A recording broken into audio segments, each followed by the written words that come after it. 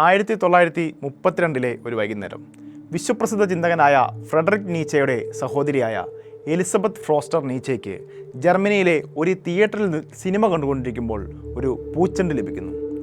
ആ പൂച്ചെണ്ടും അത് നൽകിയ വ്യക്തിയും അന്ന് ചരിത്രത്തിൽ ചില പുതിയ തുടക്കങ്ങൾക്ക് ശ്രമിക്കുകയായിരുന്നു.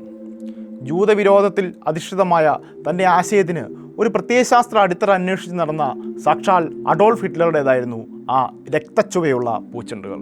പിന്നീട് നിർണായകമായി തീർന്ന ആ സൗഹൃദം 1990കളിൽ മരിച്ചുപോയ തൻ്റെ സഹോദരൻ്റെ ചിന്തകളെ വിലയ്ക്ക് വാങ്ങാൻ പോണതായിരുന്നു എന്ന് എലിസബത്ത് ഫ്രോസ്റ്റർ നീച്ചയ്ക്ക് പിന്നീട് എപ്പോഴെങ്കിലും മനസ്സിലായെങ്കിൽ തന്നെ അവർ ആ നാസിസത്തിൻ്റെ ആഴങ്ങളിൽ നിന്നും ഉയർത്തെണീക്കാൻ പോന്ന പ്രായത്തിലുമല്ലായിരുന്നു.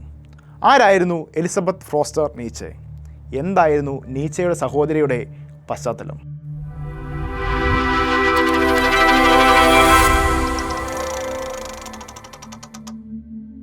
ഫ്രെഡറിക് നീച്ചയുമായി കേവലം 2 വയസ്സിൻ്റെ മാത്രം വ്യത്യാസമുള്ള എലിസബത്ത് ഫ്രോസ്റ്റർ നീച്ചെ അവരുടെ ഭർത്താവും തങ്ങളുടെ യൗവനത്തിൽ പരഗ്വേയിൽ സ്വന്തമായൊരു ജർമ്മൻ കോളനി രൂപപ്പെടുത്തുവാൻ ശ്രമിച്ചിരുന്നു.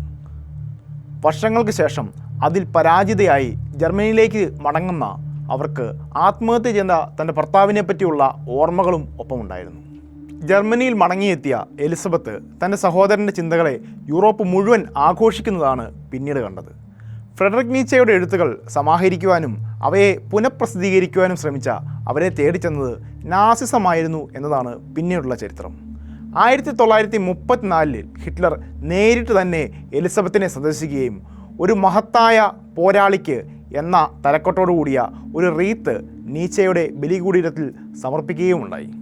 നീച്ചയുടെ മാർബിൾ പ്രതിമയിലേക്ക് ഉറ്റുനോക്കുന്ന ഹിറ്റ്ലറുടെ ചിത്രം അക്കാലത്തെ ജർമ്മൻ മാസികകളുടെയും പത്രങ്ങളുടെയും പുസ്തകങ്ങളുടെയുമൊക്കെ ചൂടൻ കവർ ചിത്രമായി മാറി.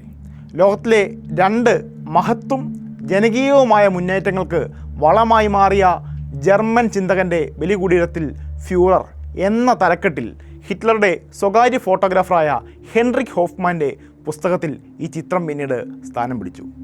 ജർമ്മൻ നാസിസവും ഇറ്റാലിയൻ ഫാസിസവുമായിരുന്നു ഹോഫ്മാൻ അന്ന് സൂചിപ്പിച്ച ആ മഹത്തായ ആദർശങ്ങൾ. അന്ന് മടങ്ങും മുമ്പ് ഹിറ്റ്ലർക്ക് നീച്ചയുടെ പ്രിയപ്പെട്ട വാക്കിംഗ് സ്റ്റിക്ക് സമ്മാനമായി നൽകിക്കൊണ്ട് എലിസബത്ത് നാഷണൽ സോഷ്യലിസത്തോടുള്ള തൻ്റെ അനിഷേധ്യമായ കൂറ് പ്രകടിപ്പിക്കാനും മറന്നില്ല. എന്തായിരുന്നു ഹിറ്റ്ലർക്കും അദ്ദേഹത്തിൻ്റെ ആശയങ്ങൾക്കും ഫ്രെഡറിക് നീച്ചെ പ്രിയപ്പെട്ടവനാകാൻ കാരണം? ഒട്ടും സംശയം വേണ്ട, നീച്ചയുടെ ആശയങ്ങളെ നാസി പാർട്ടിക്ക് വേണ്ടി തട്ടിയെടുക്കാനുള്ള ബൗദ്ധിക മോഷണ ശ്രമം മാത്രമായിരുന്നു അത്. ഹിറ്റ്ലർ നീച്ചയെ ഒരിക്കൽ പോലും വായിച്ചിട്ടില്ല എന്ന് പറയുന്ന ചിന്തകരുമുണ്ട്. എന്നാൽ അദ്ദേഹത്തിൻ്റെ സ്വകാര്യ പരസ്യ സംഭാഷണങ്ങളിൽ മഹാനായ മനുഷ്യൻ എന്ന് നിരന്തരം അദ്ദേഹം നീച്ചയെ വിശേഷിപ്പിച്ചുകൊണ്ടിരുന്നു. ആൽഫ്രഡ് റോസൻബർഗ് എന്ന നാസി ചിന്തകനാണ് നീച്ചയുടെ ചിന്തയെ പലപ്പോഴും നാസികൾക്ക് പ്രിയപ്പെട്ടതാക്കി പരുവപ്പെടുത്തിയെടുക്കുന്നതിൽ ഏറ്റവും വലിയ ഇടപെടൽ നടത്തിയ വ്യക്തി. ഒരർത്ഥത്തിൽ ഫ്യൂറർ ഇതിനുള്ള നാടകമായിരുന്നു പലപ്പോഴായി കെട്ടിയാടിക്കൊണ്ടിരുന്നത്.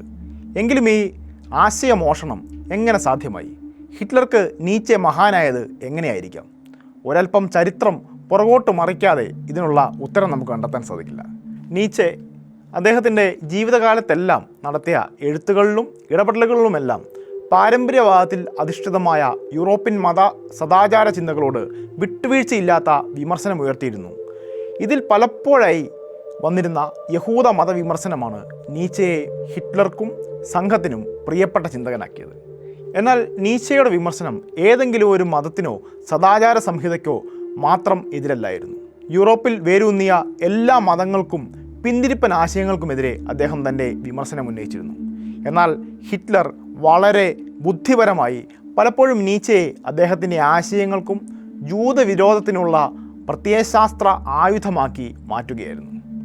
അക്കാലത്തെ യൂറോപ്യൻ അക്കാദമികളിലും സമൂഹത്തിലും താരപദവി അലങ്കരിച്ചിരുന്ന ഇന്നും ഒട്ടനവധി എഴുത്തുകാർക്കും ഫൂക്കോ അടക്കമുള്ള പിൽക്കാല ചിന്തകർക്കും പ്രേരണയായി മാറിയ നീച്ചയെ തൻ്റെ പ്രത്യയശാസ്ത്ര ദൗത്യത്തിനായി ഉപയോഗിക്കുകയായിരുന്നു. തൻ്റെ പ്രത്യയശാസ്ത്ര ദൗത്യത്തെ ഭംഗിയായി നടപ്പിലാക്കിയതിൻ്റെ ഓർമ്മയ്ക്കാവണം എലിസബത്ത് ഫ്രോസ്റ്ററുടെ മരണസമയത്തും ഹിറ്റ്ലർ എത്തിച്ചേർന്നിരുന്നു. നാസികൾ ആഘോഷമാക്കി മാറ്റിയ ഫ്രെഡറിക് നീച്ചയെ തങ്ങളുടെ ആശയങ്ങളുടെ ഉത്ഭവമെന്നവർ പ്രകീർത്തിച്ച ആ ചിന്തകനെ ലോകം നാസിസത്തിന് ശേഷം വീണ്ടെടുക്കുകയുണ്ടായി. സംഗീതത്തിൻ്റെയും എഴുത്തിൻ്റെയും ഉന്മാദത്തിൻ്റെയും സ്വാതന്ത്ര്യത്തിൻ്റെയും അപാരതയിൽ അലഞ്ഞ നീച്ചയെപ്പറ്റി മലയാളത്തിലെ പ്രിയ നിരൂപകൻ KP അപ്പൻ തൻ്റെ കൃതികളിൽ പലയിടങ്ങളിലായി പരാമർശിക്കുന്നുണ്ട്. ഇന്നും നീച്ചയുടെ ചിന്തകൾ ലോകത്തിൻ്റെ കപട സംഹിതകൾക്കെതിരെ ശബ്ദിച്ചുകൊണ്ടേയിരിക്കുന്നു. ഒരുപിടി പൂക്കളുമായി തന്നെ സമീപിച്ച അഡോൾഫ് ഹിറ്റ്ലറെ എലിസബത്ത് അന്ന് തിരിച്ചയച്ചിരുന്നുവെങ്കിൽ, തൻ്റെ സഹോദരൻ്റെ ആശയങ്ങളെ അവർ ഒരിക്കലെങ്കിലും മനസ്സിലാക്കിയിരുന്നുവെങ്കിൽ, അവയെ ഏറ്റെടുക്കുന്നതിൽ എതിർപ്പറിയിച്ചിരുന്നുവെങ്കിൽ, ഫാഷിസം നമുക്ക് മുൻപിലും പൂമത്തകളും പുഷ്പസിംഹാസനങ്ങളും പൂച്ചെണ്ടുകളും വിരിക്കുന്ന പുതിയ കാലത്ത് അവയ്ക്ക് പിന്നിലുള്ള ഉദ്ദേശങ്ങളെ തിരിച്ചറിയേണ്ടതുണ്ട്. മുന്നേ കടന്നുപോയവർ മുറുകെ പിടിച്ചവയെ പുറത്തെടുത്ത് വീണ്ടും വായിക്കേണ്ടതുണ്ട്. നന്ദി.